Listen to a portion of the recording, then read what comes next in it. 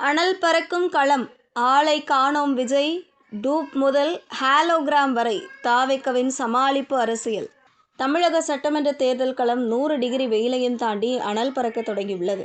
இந்த தேர்தலில் தனித்து போட்டியிடுவோம் என விஜய் அறிவித்த போது தமிழக அரசியலில் ஒரு பெரிய வெடி வெடிக்கும் என எதிர்பார்க்கப்பட்டது. ஆனால் தேர்தல் நெருங்கும் வேளையில் தாவேகா வேட்பாளர்கள் ஒருபுறம் திணற, மறுபுறம் தலைவர் எங்கே என்கின்ற கேள்வி விஸ்வரூபம் எடுத்துள்ளது. இதை சமாளிக்க தாவேகா வேட்பாளர்கள் புது டெக்னிக்கை கையில் எடுத்து வருகிறார்கள்.